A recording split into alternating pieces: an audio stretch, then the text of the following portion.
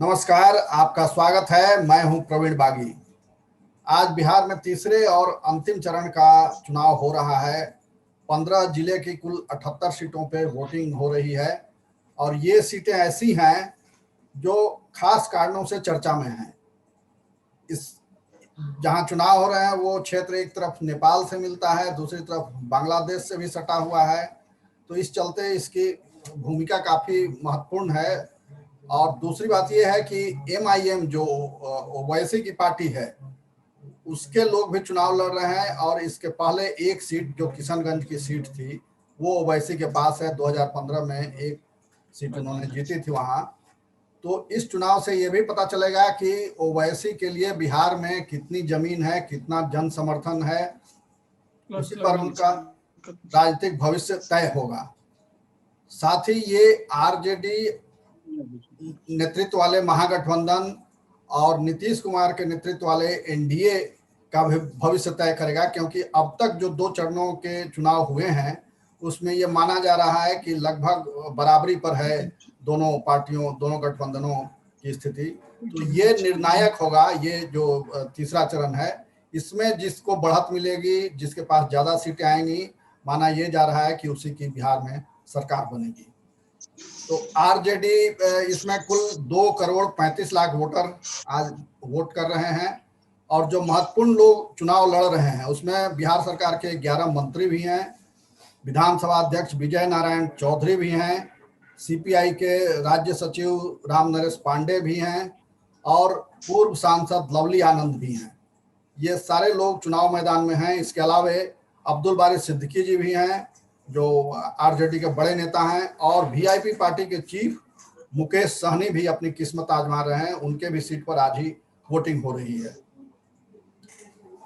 सीमांचल की 19 सीटें और कोसी की 18 सीटों पर मुस्लिम मतदाता प्रभावी भूमिका निभाते हैं। कोसी में जहां कोसी में यादव वोटर भी काफी प्रभावी भूमिका में हैं। और सीमांचल के क्षेत्र में NRC, CAA और विदेशी घुसपैठ का मामला जो है वो ज्यादा गर्म है। अभी NDA के अंदर इस मुद्दे को लेकर के अंतर्विरोध भी देखने को मिला। यूपी के चीफ मिनिस्टर योगी जी आए थे तो उन्होंने अपने भाषण में कहा कि विदेशी घुसपैठियों को निकाला जाएगा। वहीं उसके तुरंत बाद अगली सभा में मुख्यमंत्री नीतीश कुमार ने कह दिया कि किसकी हिम्मत है कि एक भी व्यक्ति को यहाँ से निकाल बाहर करें। तो ये NDA का अंतर्विरोध है और दोनों अपने अपने दाव में लगे हुए हैं कि कैसे ज्यादा से ज्यादा वोट लिया जा सके, मतदाताओं को अपनी ओर आकर्षित किया जा सके। सबसे ज्यादा सीटें जो इस इलाके में हैं वो अभी BJP के पास हैं, 19 सीटें, यानी कोसी, सीमांचल और उत्तर बिहार मिला करके। शरद यादव की एक महत्वपूर्ण नाम छूट गया था मुझसे। शरद यादव की बेटी सुभाषिनी यादव भी चुनाव मैदान में है। और वो मजे की बात यह है कि वो कांग्रेस से हैं। जिनके पिता शरद यादव जिंदगी भर कांग्रेस का विरोध करते रहे, उनकी पुत्री कांग्रेस के टिकट पर मधेपुरा के बिहारीगंज से चुनाव लड़ रही हैं। नीतीश कुमार ने धमदाहा जो पूर्णिया जिले का एक विधानसभा क्षेत्र है वहां घोषणा कर दी थी कि यह उनका अंतिम चुनाव है। इसका क्या मतदाताओं पर असर होगा, हालांकि बाद में उनकी पार्टी JDU ने इनकार कर दिया कि कहने का मतलब ये नहीं है कि वो राजनीति से रिटायर हो रहे हैं, मगर जो उन्होंने कहा वो स्पष्ट कहा, उसमें कुछ जोड़ घटाव करने की जरूरत नहीं है। हालांकि नीतीश कुमार कितना उस पर टिके रहते हैं ये उनकी पार्टी के स्पष्टीकरण से साफ हो गया। तो हमारे साथ जुड़े हुए हैं प्रोफेसर अजय कुमार झा जी, जो समाजशास्त्री हैं और राजनीतिक विज्ञानी भी हैं। बिहार के खबरों की सामाजिक और राजनीतिक पकड़ है उन पर और वो लगातार व्याख्या करते रहते हैं इसकी कि बिहार की स्थिति क्या है, राजनीतिक दलों की स्थिति क्या है, मतदाताओं की मानसिकता क्या है, इसको भी वो अच्छी तरह समझते हैं। तो अजय झा जी से हम जानना चाहेंगे कि क्या होगा आज का जो परिणाम है, जो स्थिति लग रही है अभी, उसमें कौन से मुद्दे ज्यादा प्रभावी होंगे। जो मैंने चर्चा की कि CAA और NRC, विदेशी घुसपैठ, पलायन, बाढ़, ये उसी के क्षेत्र में है जो जहां आज हो रहा है वोट। तो इसमें कौन सा मुद्दा प्रभावी होगा आज? जी नमस्कार। मैं अभी आपने तो काफी बातों को रख ही दिया है। अब उसके कंटेक्स्ट में जो जो आपने एक पृष्ठभूमि बता दिया है, और जो लोग हम लोगों को सुन रहे हैं वो इस बात से बिल्कुल अवगत हो चुके होंगे कि एक्चुअली बैकग्राउंड में क्या है, कितने लोग खड़े हो रहे हैं और किस एरिया में इलेक्शन हो रहा है। अब यहाँ एक बात जो आपने अभी पूछा है, उसके कंटेक्स्ट में मैं 2-3 बात बताना चाहूंगा कि यह जो एरिया है वो खास करके बहुत ही जटिल एरिया आप कह सकते हैं इलेक्शन के लिहाज से, क्योंकि सारी चीजें यहाँ हैं। यहाँ फ्लड की समस्या है, यहाँ बेरोजगारी की बहुत बड़ी समस्या है, यहाँ से माइग्रेंट लेबरर्स भी जाते हैं इस एरिया में जहाँ अभी चुनाव हो रहा है, पूरे 72 बड़ी संख्या में जाते हैं जी। और इसके अलावा वहाँ पर डेमोग्राफी का भी एक इशू है, जो खास करके सीमांचल वाला जो हिस्सा है उसमें बहुत लंबे समय से डेमोग्राफी का एक इशू है, जो पिछले कई सालों में उसमें काफी परिवर्तन भी हुआ है। तो उसको लेकर भी कुछ लोगों में नाराजगी है, कुछ वर्ग में नाराजगी है और कुछ लोग उसे ठीक ही मानते हैं। तो जब ऐसा ये सारी चीजें हैं, और यहाँ जब भी चुनाव हुए हैं तो इसमें सामान्यतः जो सीमांचल का वो वाला इलाका जो किशनगंज, कटिहार, अररिया, पूर्णिया से जो लगा हुआ इलाका है, जिसके बारे में भी आपने बताया, बड़ा डिटेल में बताया, तो वो इलाका ऐसा है जहाँ ये सारी चीजें बहुत ही प्रबल हैं। जैसे फ्लड की समस्या है, वो माइग्रेशन की समस्या है, या बेरोजगारी की समस्या है, वो बहुत ही ज्यादा प्रबल रूप में वहां पर प्रभावी है।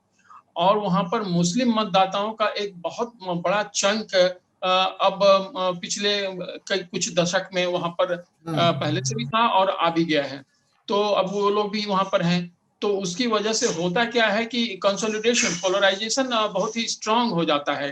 कई दफा हम लोगों ने देखा है पहले भी चुनावों में, दो ध्रुवों में सामान्यतः बट जाते हैं मतदाता, और उसका फायदा दोनों तरफ से हुआ है।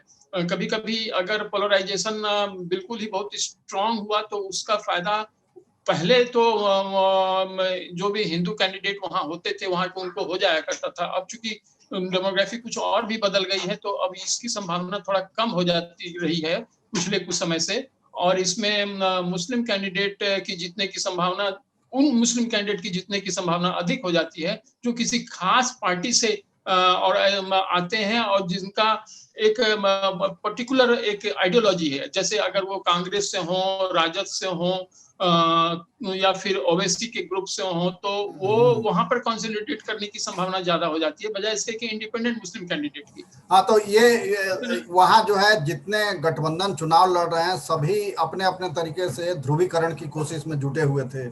योगी जी का भाषण को आप ध्यान से सुने, फिर नीतीश कुमार ने जिस तरह से उसका प्रत्युत्तर दिया, फिर ओवैसी जी की पार्टी वहां जिस तरह से ध्रुवीकरण में लगी हुई है, और आरजेडी जिस तरह से वहां काम कर रही है। तो इन तमाम चीजों को मिला करके क्या लगता है कि क्योंकि नीतीश कुमार की छवि जो है वो मुसलमानों के बीच ठीक ठाक है, उनसे उतनी नाराजगी नहीं मानी जाती है, मगर ये वो राजद गठबंधन छोड़ करके फिर से बीजेपी के पास आ गए हैं और बीजेपी से मुसलमान अभी ज्यादा नाराज हैं। तो इसका कितना असर होगा? वहां के कंटेक्स्ट में मैं जो देख रहा हूँ वो बिल्कुल साफ है कि नीतीश कुमार जी की छवि भले ही मुसलमानों के और मुस्लिम मतदाताओं के बीच में बेहतर हो, लेकिन उसके बावजूद भी चूंकि वो भाजपा के साथ जुड़े हुए हैं, तो वो बात जो राजद के साथ मुसलमानों का एक झुकाव जाता है या फिर कांग्रेस का, वो फायदा इन्हें नहीं मिल पाएगा। कितना भी नीतीश कुमार जी प्रयास करें, ये संभव नहीं है। और वैसे दूसरे क्षेत्रों में हो भी सकता है, लेकिन यहाँ इसलिए नहीं होगा कि यहाँ जो ज्यादा वोकली इनके साथ हैं, जो या तो राजद के साथ हैं या कांग्रेस के साथ हैं, तो कांग्रेस आगे तक चूंकि गठबंधन है, साथ में है लोग, तो इसलिए वहां आपस में तो उनका क्लैश है नहीं। तो निश्चित तौर पर इस महागठबंधन से जो भी कैंडिडेट मुस्लिम कैंडिडेट होंगे उनका झुकाव उनकी ओर ही होगा। बाकी क्षेत्रों में अगर हम सीमांचल को छोड़ दें तो सीमांचल में चूंकि हाल के समय में अब ओवैसी जी बहुत मजबूत रूप में अपनी दावेदारी दिखाते चले जा रहे हैं, तो कुछ सिलेक्टेड एरियाज में जहां ज्यादा स्ट्रांग उनका प्रेजेंस है मुस्लिम मतदाताओं का, तो वहाँ ओबीसी जी और उनके साथ का जो गठबंधन है उसको फायदा मुझे होता दिख रहा है। भले ही जो योगी जी आए उसको जिस तरह से भी नीतीश जी ने उनको एक तरह से झड़का हो या झिड़का हो, तो बल्कि इससे उनको बाकी लोगों, बल्कि उससे नुकसान होगा नीतीश जी को जो हिंदू मतदाताओं के बीच में बाकी क्षेत्रों में। लेकिन यहाँ उनको कुछ फायदा होगा ऐसा भी नहीं है, तो ये एक तरह से गलत स्ट्रेटेजी हो गया इस क्षेत्र के लिए। लेकिन बाकी क्षेत्र में शायद कुछ लोगों को कुछ उससे कुछ राहत मिले मुस्लिम मतदाताओं के बीच में कि चलो ये तो कम से कम हम लोगों के साथ हैं। लेकिन मुझे नहीं लग रहा है, क्योंकि अभी देखिए अमित शाह जी का भी बयान बंगाल से आ रहा है कि वो सीए को लेकर के वो बिल्कुल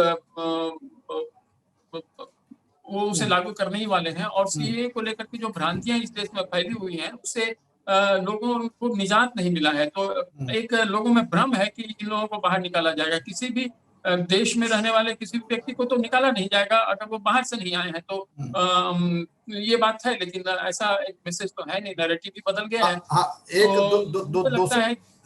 दूसरी बात यह है कि जो इन्होंने संन्यास लेने की घोषणा की धमदाहा की सभा में, उसका भी कोई असर होगा उस इलाके में? इस चुनाव में सहानुभूति वोट मिलेंगे एनडीए को नीतीश कुमार जी की घोषणा का?